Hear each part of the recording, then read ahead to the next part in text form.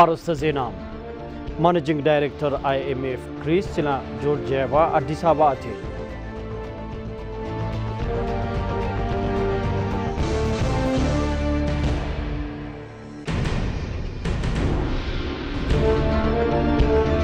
حفشاوي هوسبيتال سودو كريستيان زحلفوا 10 عامات ذهبوا قلقالو تحكمنا عقابي من بارو رسم محتار كل الدوبي إثيوبيا طلعون كبدا حبيرا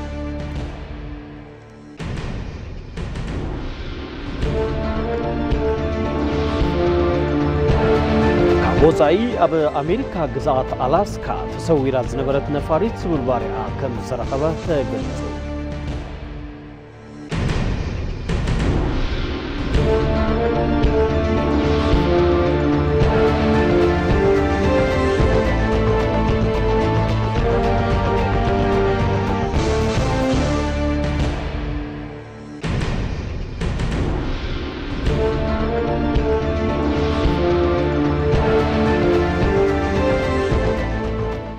على قدام حدا يكاتيت كل تشحن 10 شعات عام تمرت قطري ساعات شعات تعقيلو نابخم استدالو ما اد زينا ايتي تግርኛ حزنا لكم قريبنا لنا كما يتعلو كبرات تخاتلتي زيناتات بمقرب كيتاچوالو مساخم كصنح سناي مكتال نكونلكم تمنيتنايو فلما حصرت زيناتات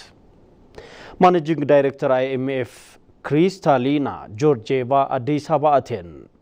وانا مانجينج دايركتور تكال غنزب عالم IMF كريستالينا جورجيفا علاو عود سراحنا مقبار أديس أبابا كريستالينا جورجيفا اب معرفون فرتي بولين تبصحا منستر غنزب احمد شديم ام حداري بهراو بانكي مامو مهرتون منستر بلان لمعاتن دكتور فصوم السفانا قبابلا غيرو ملن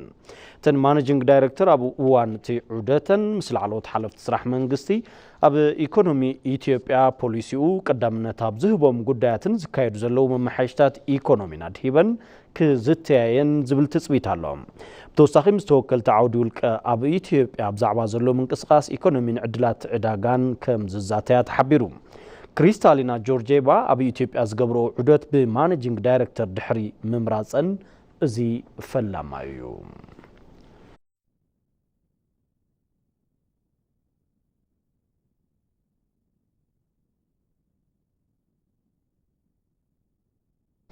ኢኮኖሚያዊ ሉዓላውነት ምርግጋጽ አንፈት ትኩረት ፓርቲ ብልጽግናዊ ክብሉ ዶክተር ኢዮብ ተካልኝ ገሊጾም ኢኮኖሚያዊ ሉዓላውነት ዕላው በመግባር ምዕባለ ኢትዮጵያ ምርግጋጽ አንፈት ትኩረት ፓርቲ ብልጽግና ከም ዝኾነ ሚኒስትር ዴኤታ ገንዘብ ዶክተር ኢዮብ ተካልኝ ገሊጾም መበል ካልኣይ ስሩዕ ጉባኤ ፓርቲ ብልጽግና ብዝሓለፉ 3 ዓመታት እቲ ፓርቲ ንህዝቢ ዝኣተወ ቃል ببزح صعرين استوادد سرحن كعوت كم صنحته جمجمو دكتور إيوب تكالين بلصقنا قدم حزي زجمرو كل مدايو سرحت لمعاتن معبالن بمتنخر بوليتيكاوي ايكونومياون محبراون سبرات ايثيوبيان مصغان حدش هاجر بوقول حسابات بممحاز زمص بارتي كم زخونه حبيروم تي بارتي امونغو زيغاتات مفللاي زفطر زنبرات تحساسبا بوليتيكا كم مسرتو زغيره كم زخونون اغنزيبوم اب عودي ايكونومي سفحت سرحتي ريفورم ككيد كم صنح مغلاصوم كابتي بارتي زرخبنايو حبريتا رديو فلاماي ناي هاجر بوقول ممحاشي تزازيم اب كالاي ريفورم ايكونومي اب قند عودتات تنكارا تودادار معقف ايكونومي بمهناص اب عودي جبرنا اندستري توريزم معدنن ديجيتال لمعات ايكونومين مواقراو شغغر ايكونومي بممصا كل مداوي معباله ايكونومي ايثيوبيا من رغاز كم زختهم زتخاله توم منستر ديتا ابريهوم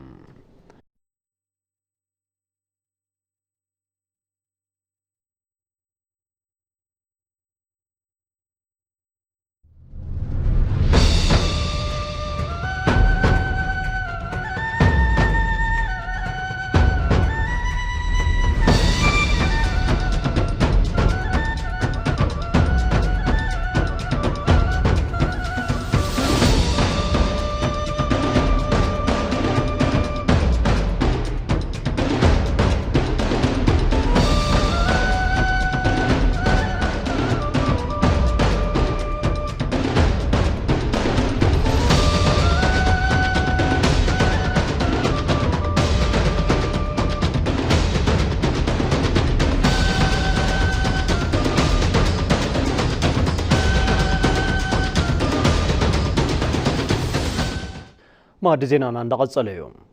ኢትዮጵያ ንሰላምን ምርግጋዕን አፍሪካ ልዑል አስተዋጽኦ ተበርክት ከም ዘላም አምባሳደር ዲና ሙፍቲ ገሊጾም ኢትዮጵያ ኣብ አፍሪካ ሰላምን ምርጋዕን ንክዓስል ልዑል አስተዋጽኦ እናበርከተት ከም ዝኾነት ኣብ ቤት ምክሪ ወከልቲ ህዝቢ አባል ቋሚ ኮሚቴ ጉዳያት ርክብ ወፃእን ሰላምን አምባሳደር ዲና ሙፍቲ ገሊጾም አምባሳደር ዲና ሙፍቲ ምስ ግልጋሎት ዜና ኢትዮጵያ ብዝነበሮም ጻንሒት ከም ዝገለጽዎም ሰላም ኢትዮጵያ ንሰላም ጎረቤታ ወሳኒ ስለ ዝኾነ ሰላም ጎረቤት ሃገራት እውን ናይ ባዕላ ሰላም ከም ዝኾነ ብተግባር አረጋጊጻያ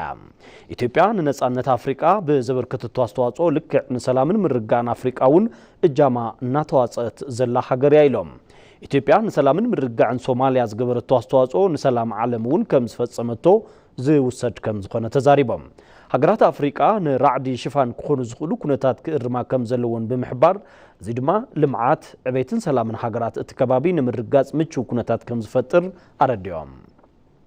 ብተወሳኺ እውን ኣብቲ ዞባ ሰላም ንክረጋገጽ ሃገራት ራዕዲ ንምክልኻል ዝገብርኦ ጻዕሪ ዓለም ለኸ ርክብ ብዝበለጸ ንክጠናኸር ከም ዘኽእል አምባሳደር ዲና ሙፍቲ ሓቢሮም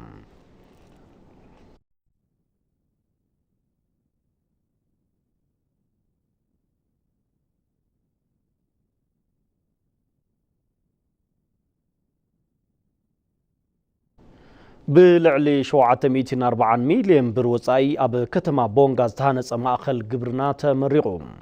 ኣብ ክልል ህዝብታት ደቡብ ምዕራብ ኢትዮጵያ ከተማ ቦንጋ ብልዕሊ 740 ሚልዮን ብር ወጻኢ ዝተሃነጸ ዝተዋደደ ማእኸል ግልጋሎት ቀረብ ግብርናን ሜካናይዜሽንን ተመሪቑ ኣብ ቀጠና ደቡብ ምዕራብ ኢትዮጵያ ንምዝማን ግብርና ተሓሲቡ ኣብ ቦንጋ ዝተሃነጸ ዝተዋሃደ ቀረብ ግብርናን ማእኸል ግልጋሎት ሜካናይዜሽንን ርዕሰ ምሕዳር ክልል ህዝብታት ደቡብ ምዕራብ ኢትዮጵያ ኢንጂነር ነጋሽ ዋጌሾን ሚኒስትር ግብርና ዶክተር ግርማ ኣመንቴን ኣብ ዝተረኸብሉ ተመሪቑ ተኸፊቱ ኣብ ከተማ ቦንጋ ብ743 ሚልዮን ብር ወጻኢ ኣብ ልዕሊ 2.5 ሄክታር መሬት ዘህነጾት ማእኸል ኣብ ውሽጡ በዓል 4 ደብሪ ህንፃ ምምሕዳር ኣብ ዓመት ልዕሊ 150,000 ኩንታል ዘርኢ ምድላው ዘኽእል ዘበናዊ መጉለሊ ዘርኢ ማሽን መኽዘን ቀረብ ግብርና መሳርሕታት ሕርሻን መርኣያ ቴክኖሎጂን ከምኡውን ዘበናዊ ላቦራቶሪ መቆጻጸሪ ዘርኢን ዘካተተ ምዃኑ ተገሊጹ ሎሚ ተመሪቑ ንግልጋሎት ክፍቲ ዝኾነት ማእኸል ብቐንዱ ንክልል ህዝብታት ደቡብ ምዕራብ ኢትዮጵያ ውሱን ክልላት ኦሮሚያን ጋምቤላን ተበጻሒ ክኸውን እዩ ተባሂሉ እቲ ማእኸል ዝተማልአ ቀረብ ግብርናን ዘርኢን ቀረብ ዘበናዊ ድኹዕን ጸረ ባልዕ ኬሚካላትን ቀረብ መድሓኒት እንስሳት ናይ ተፈጥሮ ኬሚካል ዘበናዊ ድኹዒ ከምኡውን ግልጋሎት ሜካናይዜሽን ሕርሻ ዝህብ ምዃኑ ሓበሬታ ቢሮ ኮሙኒኬሽን እቲ ክልል ኣመላኺቱ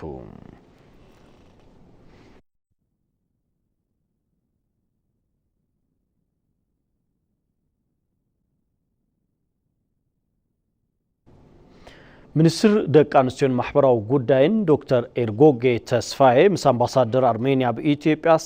ሳርጊስያን ዘተየን ዶክተር ኤርጎጌ ተስፋዬ ሕውነት ክልቴን ሃገራት ዘመናት ዝሰገረ ከም ዝኾነ ተዛሪበን ሰፊሕ ናይ ታሪክ ሃይማኖትን ባህላዊ ትውፊትን ሰብዋና ከም ዝኾና ብምግላጽ ኣብ ማሕበራውን ኢኮኖሚያውን ዓውድታት ጠንካራ ርክብ ዘለዎን ሃገራት ከም ዝኾናውን ኣዘኻኺረን ኣብ ማዕርነት ስርዓተ ጾታ ማሕበራዊ ሓልዋ ወለንታዊ ኣገልግሎት ምክልኻል ጥቃዓት ወዘተ ዘለዉ ተመክሮታት ምልውዋጥ ኣብ ዘኽእሉ ነጥብታት ብሓባር ንምስራሕ ምስምማዕ ከም ዝተገብረም ኣብቲ ሚኒስቴር ዝረኸብናዮ ሓበሬታ ረድዩ አምባሳደር ሳርጊስያን ብወገኖም ሃገሮም ብፍላይ ኣብ ኢንፎርሜሽን ኮሚኒኬሽን ቴክኖሎጂ ዘለዋ ሰፊሕ ዓቕምን ልምድን ንምክፋል ከም እትደሊ ተዛሪቦም ኣርሜንያ ብሚኒስቴር ደቂ ኣንስትዮን ማሕበራዊ ጉዳይን ዝተጀመሩ ስራሕቲ ብዲጂታል ስርዓት ንምምዕባል ንዝግበር ጻዕሪ ከም እትድግፍ እውን ገሊጻላ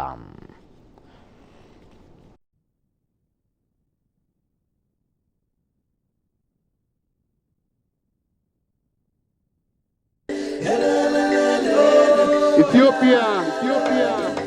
is the mother of African independence.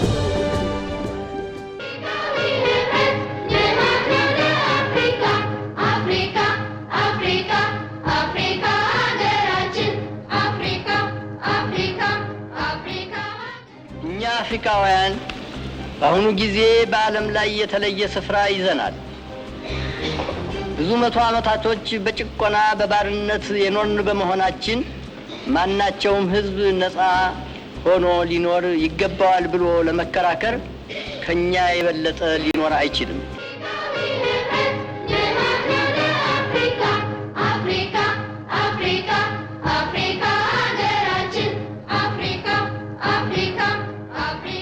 I am happy to be here in Addis Ababa.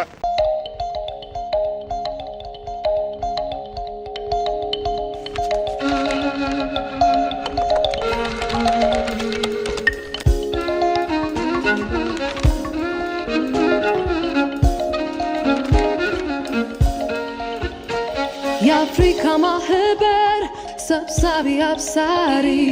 የጥቁር ሕዝብ ጽዋ መስራች ጠሪ አክባሪ በባርነት ዋሻ የነጻነት ቀንዲል ኢትዮጵያ ሰንደቅ ነች የጥቁር አርማ አክሊል مبل 38 ጉባኤ መራሕቲ ሕብረት አፍሪቃ ልዕሊ 1000 ጋዜጠኛታት ሽፋን ክህብዎ ምዃኖም ተገሊጹ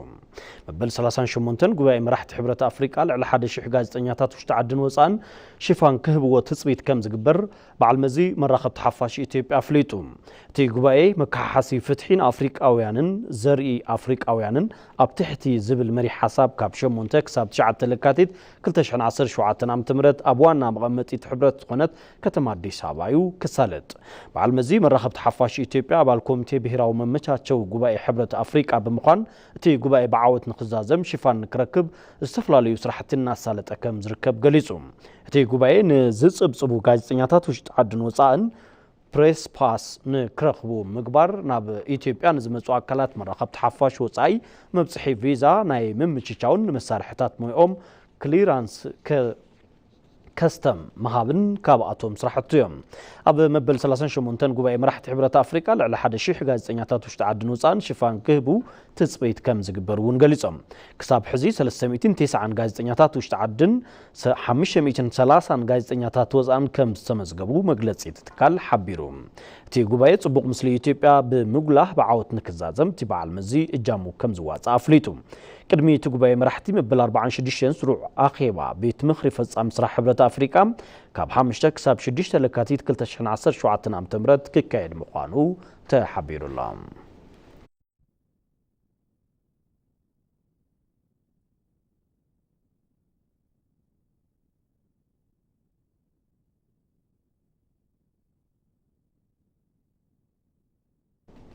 በዓል መለወጢ ዘበን ብሔረሰብ ጻማኮ ባርባይሳ ይኽበራሉ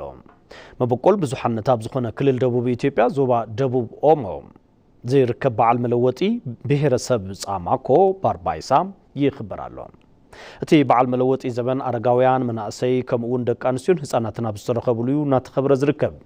ናይ በዓሉ ኣቆጻጽራ ዘመን ዝኽተል ብሔረሰብ ጻማኮ ባህላዊ ጸጋኡ ብዝሓለወ መልክዑ ነቲ በዓል እናኽበረ እንትኸውን ኣከባብራ እቲ በዓል ነቲ ብሔረሰብ ብዝገልጹ ባህላዊ ጭፈራታት ተዓጅቡ ይፍጸም ከም ዘሎ ተገሊጹ እቲ በዓል ምትሕስሳብ ሓድነትን ምስ ካልኦት ሓቢርካ ናይ ምንባር መገዲ ሕውነት ዘጉልብትሉ እዩ ተባሂሉ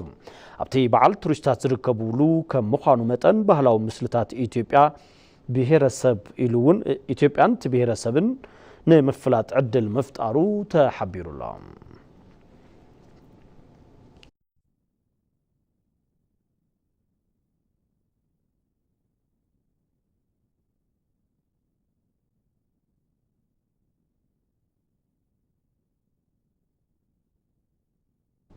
ውድብ ጥዕና ዓለም ግልጋሎት መጥባሕቲ ንዝጀመረ 13 ትካላት ጥዕና ትግራይ ዝኸውን ናውትታት ሕክምና ብሓገዝ ሂቡ ውድብ ጥዕና ዓለም ልዕሊ 8 ሚልዮን ብር ዝዋግኦም ናውትታት ሕክምና አልትራሳውንድን ፕሪንተርን ምስ ምሉእ ኣድለይቲ ናውቶም ንቢሮ ጥዕና ጊዜያዊ ምሕዳር ክልል ትግራይ ብሓገዝ ኣበርኪቱ ኣብቲ ቢሮ ኣብ ዝተሳለጠ ስነ ስርዓት ርክብ ንቢሮ ጥዕና ወኪሎም ዝተረኸቡ ዶክተር ቴዎድሮስ ጎበዛይ ውድብ ጥዕና ዓለም ዝዓነወ ስርዓት ጥዕና እቲ ክልል ንምሕዋይ ኣብ ንሰርሖም ስራሕቲ ግንባር ቀደም ኮይኑ እናሓገዝና ይርከብ ኢሎም ሕዚ ድማ ግልጋሎት መጥባሕቲን ዝጀመረ 13 ትካላት ጥዕና ዝነበረን ጸገም አልትራሳውንድን ፕሪንተርን ዝፈትሕ ምስ ሙሉእ ናውቱን ምብርካቱ ኣመስጊኖም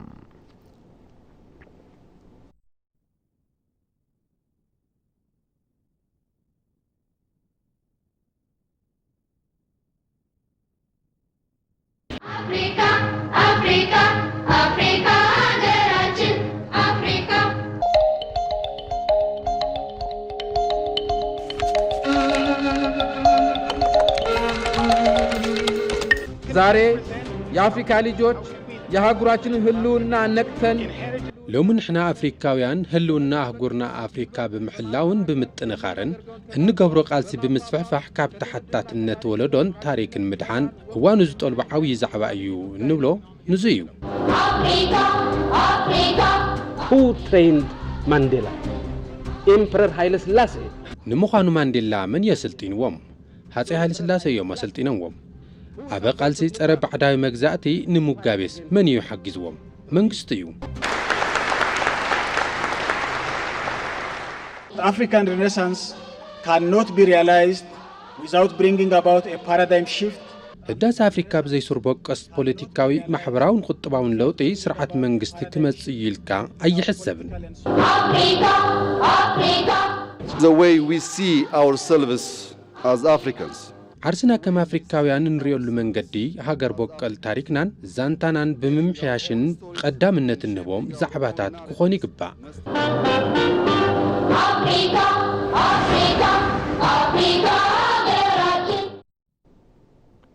أمكتتال مع ديزاين أي تبي تقدر ناخذ تركب كورات تقتل تمرسكم سلا تكتاتلونا مسكنكم حزون بس أنا أصلحوا بزرزرنا بزحرنا يو زينا كنسجرينا حفشاوي هوسبيتال سودو كريستيان زحلفوا 10 عامات ذهبوا أقلقلوا تحكمنا تي تكالز توهابوا حلفنت ناتواص كم زلوا زري مخانو رسم حدار كل الدبو إثيوبيا تلهم كبد حبيرام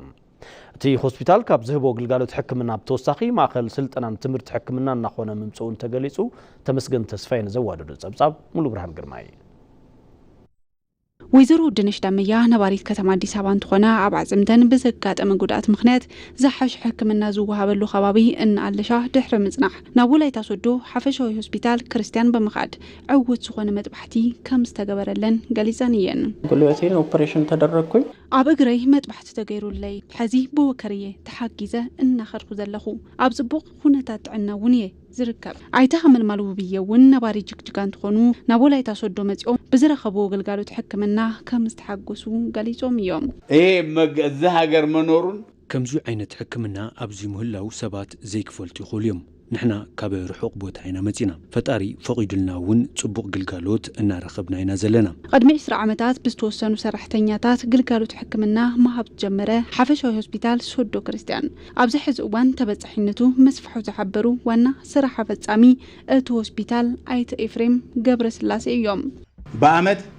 ከ60,000 በላይ ታካሚዎችን ኣብ ዓመት ልዕሊ 60,000 ተሓከምቲ ዘተኣናግድ ዘሎ እዩ እዚ ጥራይ እንተኾነ ብጣዕሚ ዘመናዊ ዝኾኑ ኦአር ክፍልታትን ፍልጠት ብዘለዎም ስፔሻሊስትታትን ሓኻይም መጥባሕቲ ኣብ ዓመት 10,000 ዝኾኑ ተሓከምቲ ግልጋሎት ይህብ እዩ ሓፈሻዊ ሆስፒታል ሶዶ ክርስቲያን መበል 20 ዓመት በዓል ምስረታ ኣብ ዘኽብረሉ መርሃ ግብሪ ተራኺቦም ኣብ ወሃባ ግልጋሎቱ ዝረኣዩ ርእሰ ምምሕዳር ደቡብ ኢትዮጵያ ጥላውን ከበደውን ሆስፒታል ሶዶ ክርስቲያን ፍሉይ መገለጽታት ከም ዘለዎ ገሊጾም እዮም ሃይማኖት ብሄር ቀለም ኢኮኖሚ ሃይማኖት ብሄር ቀለም ኢኮኖሚ ከይፈለየ ሰባት ግልጋሎት ክረኽቡ ይግባእ ኢሉ ዝሰርሕ ሆስፒታል እዩ ዝነኣድ ግልጋሎት እናሃበ ዝርከብ ሆስፒታል እውን እዩ ዋና መሓዳሪ ዞባ ወላይታ ኣይተ ጴጥሮስ ወልደ ማርያም ቦገኖም እቲ ሆስፒታል ካብ ዝህቦ ግልጋሎት ሕክምና ብተወሳኺ ኣብ ማሕበራዊ ግልጋሎት ድሙቕ ተሳትፎ ከም ዘለዎ ኣፍሊጦም እዮም በየወሩ ከ2 ሚሊዮን ብር በላይ በቦርሑ ልዕሊ 2 ሚሊዮን ብር ወጻኢ ብምግባር ዓቕሞም ንዝደኸመ ወገናት ኣካሎም ንዝጎደለ መንበሪ ዝሃንጽን ሓገዝ ዝገብር ሆስፒታል እዩ መበል 20 ዓመት ምስረታት ሆስፒታል እንትዝከር ብዘይ ዝኾነ ክፍሊት ኣብ ሕክምና ዕጽምትን ኣብ ጥዕና ህፃናትን ኣዴታት ዝለዓለ ኣበርክቶ ንዝገበሩ ኣሜሪካውያን ሓካይም ኣፍልጦ ተዋሂቦም እዩ ኣብ መወዳእታ ዜና ወጻኢ ኣብ ኣሜሪካ ግዛኣት ኣላስካ ተሰዊራ ዝነበረት ነፋሪት ስብርባሪኣ ከም ዝተረኸበ ተሓቢሩ ኣብ ሃገር ኣሜሪካ ግዛኣት ኣላስካ ኣብራሪኣ ሓዊሱ 10 ሰባት ብምሓዝ ካብ ኣናክሌት ናብ ኖም እናተጓዓዘት ሃለዋታ ዝጠፍአት ንእሽተይ ነፋሪት ስብርባሪኣ ከም ዝተረኸበ ተገሊጹ ኣብ ኣየርን ምድርን ብዝተኻየደ ኣለሻ ስብርባሪታ ነፋሪት ካብ አንኮሬጅ ብ885 ኪሎ ሜትር ርሕቀት ኣብ እትርከብ ኖም ከም ዝተረኸበ ተሓቢሩ ሰበስልጣን እቲ ግዛኣት ካብቲ ሓደጋ ብህይወት ዝተረፈ ሰብ ከም ዘየለ ዝሓበሩ እንትኾኑ ሰራሕተኛታት ሓደጋ ምድሓን ነብሲ ናይ 3 ሰባት ኣስከሬን ምርካቦም ኣፍሊጦም ኣብ ኣሜሪካ ካብ ሓደ ሰሙን ኣብ ዘይዘለለ ግዜ እዚ መበል ሳልሳይ ሓደጋ ነፋሪት ምዃኑ ተሓቢሩ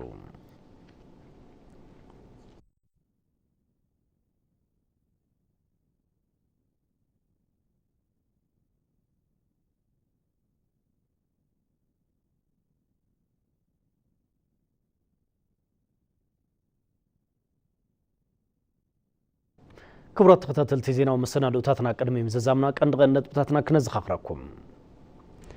مانجينج دايركتور IMF كريستالينا جورجيفا أديس أبابا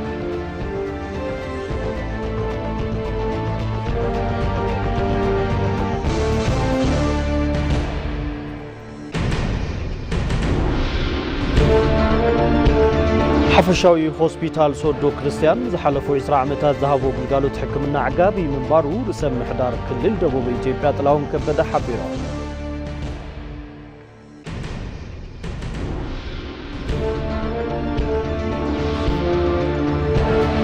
ኣብ ኣሜሪካ ግዛት ኣላስካ ተሰዊራ ዝነበረት ነፋሪት ስብርባሪኣ ከም ዝተረኸበ ተሓቢሩ።